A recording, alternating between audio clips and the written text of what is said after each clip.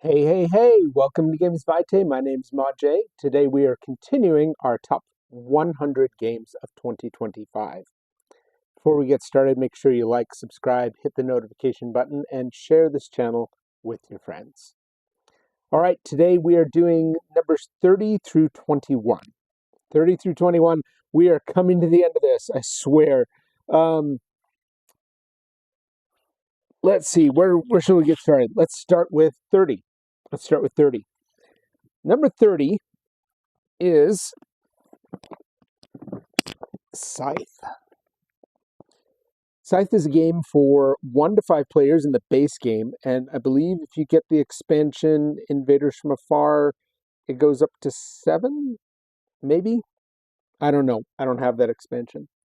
But this is a action selection, area control game, resource management, a lot of stuff going on. The art in this game is incredible. It's absolutely beautiful. And I think there's a lot of different ways to approach victory, a lot of different ways to get points. It's a game that a lot of times the biggest criticism of Scythe is that it markets itself as a combat game, but combat doesn't really come into it. Well, my answer to that is you must not be playing with the right people, because last time I played it, I I I was used to not having combat in the game. And then somebody just focused on that, and it got to the point where I literally could not do anything for my last few turns because I'd lost everything because of combat. So it's something that you need to be aware of the other strategies, even if they're strategies that you yourself are not particularly interested in.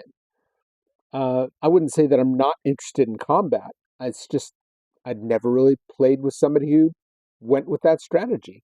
So it's something that you really need to go into having an open mind on how you can score points and how you can get ahead in the game.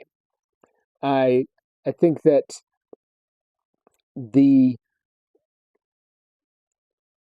I don't know there's a fine line on this when it comes to like the resources and things like that, because the more resources you or the more workers you unlock, the more um, producing resources costs. So it's an interesting dynamic there. The researching of different technologies and things like that, like getting your mechs unlocked such that you gain new abilities and cross rivers and different things. There's a lot going on in this game. I think you can go a long way with just the base game, and I definitely think that the more people you have, the more interaction is forced on you. It's something that you can't get around. So it's a very interactive game, and uh, I think that well, I don't know. There's a lot more to say about it. It's a very good game. If anything, I think that it might drop down a little bit for me in the coming years, just because it's something that uh, I could see. Like if you get into a bad situation, it can be very punishing, and it's not enjoyable. So it's something that maybe I just need to explore a bit more and see how I would deal with those situations. Uh, See, kind of foreseeing them and seeing if that is something that I could counteract. So, anyway, that's Scythe at number 30. Number 29 is a game I don't own, but everybody's heard of it, and that is Dominion. I actually don't know the player count. We generally play at 6. But Dominion is the granddaddy of deck building board games. And I wouldn't necessarily say I'm good at it, but maybe I just need to play it a lot more than I do. I know people that are good at it, and that's because they have, hundreds of plays under their belt. it's not a matter of when you play with those people who's going to take first. It's a matter of who's going to take second. But a deck building game, you start with your basic cards of money and points, and you gradually build up certain cards that create engines and cascading effects such that you're able to get more points. But you see, those point cards generally, not always, but generally clog your hand up. So a lot of times you see people shedding or trashing or getting rid of the low point cards such that their hand can be more valuable in getting higher point cards. But there's just, I mean, there's a lot of gameplay in Dominion. Just the base game alone will get you a long ways. And you can get the big box, which gives you the base game and sometimes intrigue. Sometimes I've seen it with other things. But you get that big box, and it's a game that you can play for a long time and have a lot of fun with. It's a game that even young players in my family play it. I think that I don't know the age count on that one. I should have said the age count on Scythe. It says 14. I could see that, but I could probably see that maybe a little younger too, maybe 12 or 13 possibly. Dominion, same. You could. I'm guessing that you could probably play that at your young teens. So it's a good family game, and it's a good tutorial for building engines, such that when your kids are playing games, they have to think, all right, if I get this card, I can play it with this card because this card allows me uh, to get two more actions, and then this card and gives me two more buys, and it's a great game to help young players. I think it's a great introductory game, but it's a game that can stay in your collection for a long time. It's a great game that helps young players plan ahead. So that is Dominion at number 29. Number 28 is a game I didn't think I would like. I passed on it the first time, and second time it came up in crowdfunding, I said, you know what, I'm going to try it. And my oldest daughter, when we finally played it, I asked her if she liked it, and she goes, "Oh, I knew I'd like it. Shooting people for fun? Are you kidding me? Or shooting people out of spite? Are you kidding me?" Is what she said. It was just hilarious. Anyway, it is Thunder Road Vendetta.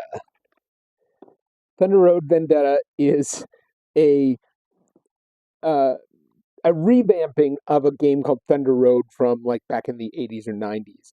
But they've taken it and they've made it into just this grandiose production, really high quality, great feel to everything that you're doing, and it is Mad Max Death Race 2000, the board game. That's what it is. You've got three cars that you are trying to be the last one standing or the first one to cross the finish line. And there is shooting, there's road hazards, there's uh, helicopter hits, calling in helicopter hits from on your enemies. Anyway, there's just a bunch of stuff going on in this game. I really, really like it. It's fun. It's a fun family game, and it doesn't take itself too seriously. That's probably the best thing you could say about Thunder Road Vendetta is that there's a lot of crunch to this game. There's a lot of things to it. We've only played the base game so far, but this has got all the expansions in it, and we have enjoyed it every time we've played it. It's just so good. It's you roll a pool of dice. Oh, I keep forgetting. This is a game for 1 to 4 players. I believe you can play with 5 players with one of the expansions. but it says 10 and up, and I think that's accurate. This is a game where you take a pool of dice, you roll them, and then you assign them to the different actions. And uh, you assign them to sorry, not just the different actions, but to your cards as well. And it's just a strategic thing that chaos reigns, and it's it's just a lot of fun. I never thought I would like this game. I love this game. That's why it's number 28. Okay, number 27. Where's 27? There we go. Okay, this is a game too that by all rights I shouldn't like it, but I really, really like it. And it is a cooperative game that I didn't think I'd like, but I got it and I don't regret it, and that is Unsettled. This is a cooperative game the way a cooperative game should be done. It's exploration. It's a sandbox type experience. There's there's the firefighting element that happens in almost all cooperative games, but the action selection is so innovative. It is really good, and there's the group aspect of it where time continues to tick on, and as you cross into different areas of the map, time ticks up. as you uh, as you do something on your player board, time ticks up, and it's just a really good system. I'd say it's a little bit uh, it's complicated enough that young players probably wouldn't get it without some help, but it's a four-player game, up to four players. I don't think you can play it solo, but there probably is a mod that somebody's developed to get it to work solo. But let's see, what's the age range that they say? Yeah, they say 14. You might try it at 13 or 12, but this game is so good, and it's modular. So it comes with there's different planet boxes, and not all of them are planets, but they're scenario boxes. And the base one comes with, I believe, two, but you can get others. And so there's a lot of replayability, and each planet has different scenarios. So you could be playing this for a long time with just the two planets that comes with it. And there's other expansion modules and things like that, but it is a game that is really, really innovative. It takes the cooperative genre, turns it on its head, and helps you see what cooperative games can truly be. So I'm really big on Unsettled. So that is number 27. Okay, number 26. Wow. This game, I I passed on several times thinking it didn't really look that interesting to me, but it is so good. And that is Santorini. It says it's a 2 to 4 player game, but it's really primarily you do it at two. It's a great abstract strategy game that is so easy to get to the table and so easy to learn. You have a what is it, a 5 by 5 grid of spaces where you can place workers, and then every time you move a worker, you build a part of the building. So the object is to get your worker to the top level pinnacle of a building. And you think, oh, that's easy. No, it's actually not. It's just the base game, the abstract game, easy to learn, hard to master. There's so many things to keep track of. But once you get tired of that, you add in what they call God powers. And the God powers gives each person, each player, an individual advantage. either a persistent advantage or a different wind condition or things like that. And it is so good. It's so easy to play, and the quality is great. I mean, it should be. I think it costs a little bit more than it should, but either way, I bought it, and that's on me, right? So Santorini is just a great game that you can. I'd be surprised if the age range on this isn't like 7 and up. Let me see. Where is it? It says 8 and up. You could play this with a 7-year-old. It's that easy. I don't know if you can go much younger than that, but maybe you could, depending on depending on your 6 and 5-year-old, right? If a 5 and 6-year-old can learn chess, they can learn Santorini even easier. This is such an entertaining game, and it's really easy to put away and get out. You can get it out and play a game in no time, put it back, and do something else for the rest of your evening.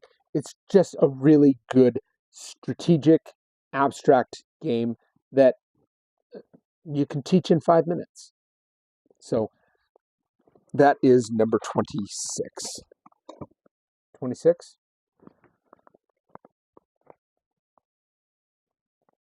Yes, I was right. 26. Aha. Okay, number 25 is Sushi Go Party. And we got Sushi Go a long time ago. And when we moved, it disappeared in the move, and it's probably in storage in some obscure box that we haven't seen in years. But we got Sushi Go Party because, one, we wanted to play it again, and two, Sushi Go Party makes this a much more replayable experience. The party version plays up to 8 players, and it can really get kind of interesting at 8 players. I think there's probably a sweet spot. I don't know that playing max is 8, but if you have a big group, this is a great option to try. It's a card drafting, hand passing game where everybody gets a hand of cards, and you have different types of cards that you can collect in different combinations depending on what the card says to get points. And you got 3 rounds. And in addition to that, there's a kind of card called a dessert card. And the desserts are something that you accumulate throughout the game, whereas the other ones get collected and reshuffled in at the end of each round. And desserts always kill me. I'm just not very good with desserts. But this game is just a great family game. It's easy to play, it's delightful to play, and it's something that I wouldn't hesitate recommending to anybody. It's easy to get out, easy to learn, and it's just a great game. So I've got some expansion content in here, some promo content, but I think that I wish I would have gotten the expansion content, promo content. The cards are actually a different size than the rest of the cards, so in some ways it kind of gives away what's going on. But I haven't really had much of a problem with that. So that's number 25. Yeah, 25. Okay, 24. This is another 2-player game, and it is a card drafting lane battler set collection type game. That's Caper Europe. This is really fun. Just played it a couple days ago, and you are a set of thieves trying to get different tiles in combination that gives you points, and as well as getting different combinations of cards in each area that give you points, because each lane has a different win condition or win objective, and it's really entertaining. The art and the theme is great, And something that makes it really replayable is that each time you play, you can choose a city, which adds its own point scoring condition and its own special cards to it. You've got, I believe, Paris, Barcelona, Rome, and I can't remember. I haven't played with them all. Munich, Barcelona.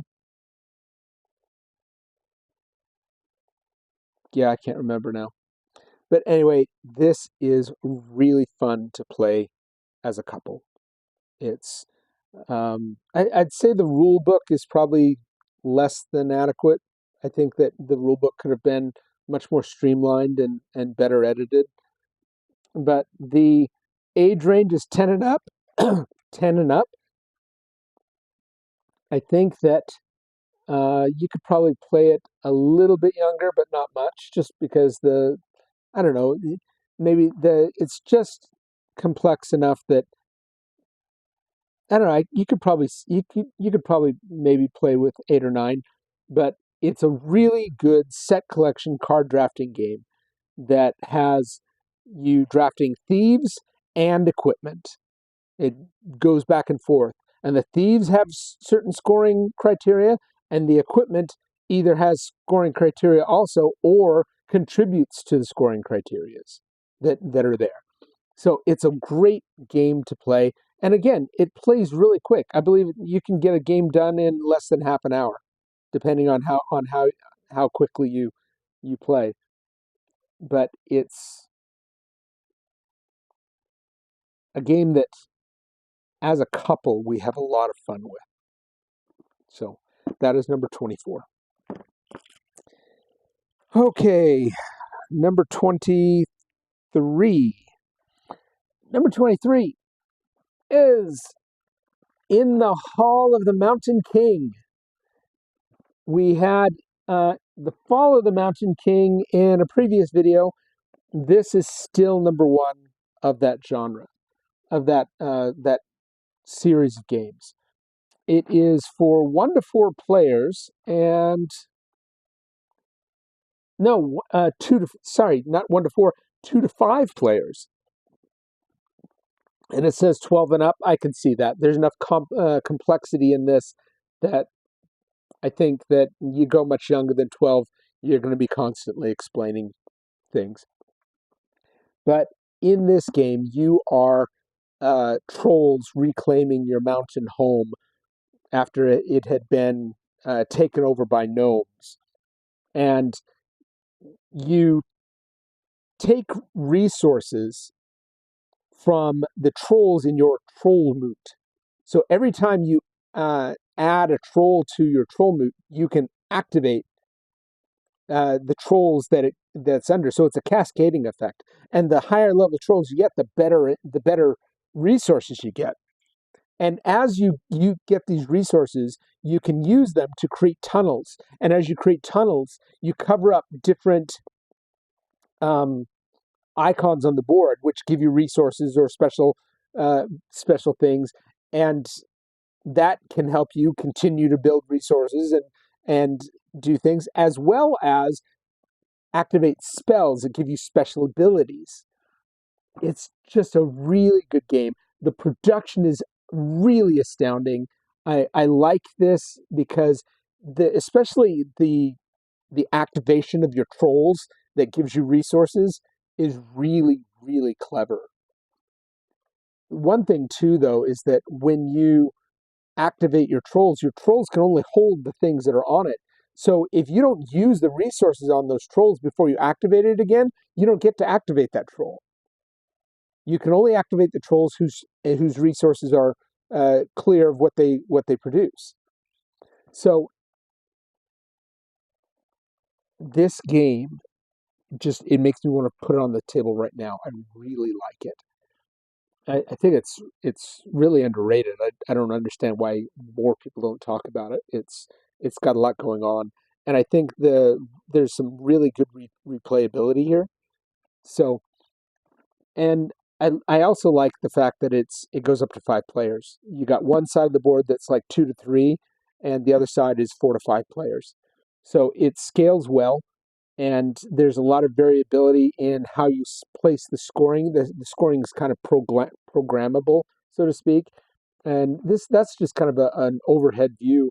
But there's other things you can create, like kind of like these sanctums, and move idols around to get them into spot to get scoring. Anyway, there's a lot of different scoring opportunities in this, so that you can kind of um, craft your strategy according to how you want to approach the game. That's what I like about it. So, In the Hall of the Mountain King, number 24, 24, no, 23, 23. Number 22 is a new game this year, and it is a re-implementation of Seven Wonders Duel, which is a re-implementation of Seven Wonders, and that is Lord of the Rings Duel for Middle-earth. This is higher than Seven Wonders Duel, and I wouldn't be surprised that the more I play this, the likelihood that Seven Wonders and Seven Wonders Duel will drop farther on my list. This game is really, really good. In Seven Wonders Duel, and just in case you haven't figured it out, Duel, two-player game. And it's a card drafting game that is deceptive because it does other things. The object of this game, well, let's go back to what I was saying. Seven Wonders Duel. You are drafting cards, and you have this board that kind of represents a tug of war. So when you score points, the token goes towards you, and when your opponent scores points, it brings it back towards him. Seven Wonders Duel takes that, in my opinion, clunkiness and makes it part of the game in a way that it's almost seamless. You don't see the tug of war. And there's a bunch of different ways to win this. So you're going about drafting cards, and sometimes that will move. Sorry that I'm jumping ahead of myself. The theme is you either take the side of the people trying to destroy the ring, or you take the side of Sauron. And you can draft cards that move your figures closer to either the end of the game, if you're the people trying to destroy the ring, or move the ring wraiths closer to the people trying to destroy it. If the ring wraiths catch those people, the game's over, Sauron wins. If they don't, and the people trying to destroy the ring reaches the end of the track, they win. That's one way of winning. Another way of winning is this map where you've got this area control aspect of it, and that's really clever. And there's another way of winning, and that's collecting tokens of all the different races of Middle-earth. Anyway, to me, it's got a simplicity and elegance that the other games didn't have. And that's saying something, because I think Seven Wonders and Seven Wonders Duel both have a simplicity, but this takes it to a new level. And I really, really like it.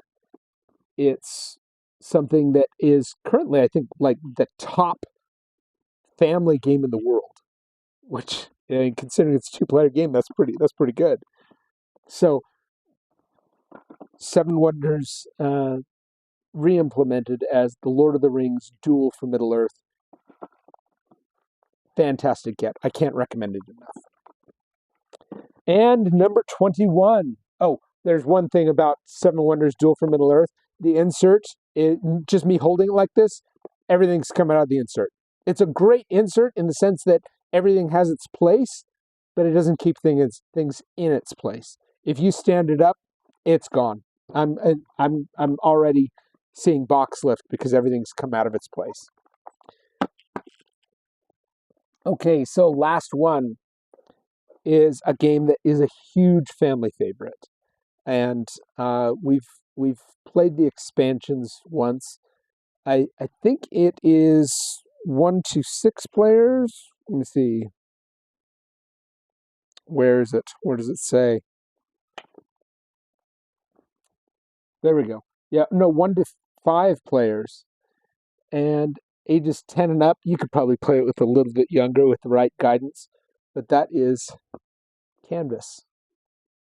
This is a game where you are drafting cards by paying for them with these little artists' palettes, and they're transparent cards, and you lay them on top of each other to display different types of icons at the bottom, and you're creating paintings. And once you put 3 together, you can get up to 5 of these transparent cards in your hands before you have to paint. But once you decide to paint, you'll put 3 of them together and you're going to submit them as a painting. And there are different scoring objectives at the top of the board that you're trying to satisfy. And those scoring objectives can vary from game to game. There's a lot of different scoring objectives. So there's a lot of replayability with it. And I don't know of many people who don't add some house rules to this. Not that it changes the game, but to add to it at the game because it's so interactive in the sense that the game itself isn't necessarily interactive, but it naturally gets people talking. They discuss back and forth, and we at the end of our game we submit our paintings to uh, vote for people to vote on the best painting and the best name of painting. And we have to explain what the paintings mean and everything like that. And it's just so much fun. And it's a simple concept. It's something that it's a great family game. And we played it with my in-laws. They went and bought it. It's a game that if you know an artist in your friend circle or your family, this is a great game to suggest to them. I think they'd really like it. It's not necessarily something where you get to exhibit a lot of artistic control, but the artistic theme really kind of comes through. So that is number 21. Wow, we are down to just 20 games left. I can't believe it. We will get through this. Until then, please remember that no board games were harmed in the making of this video. Thank you for watching. We'll see you next time.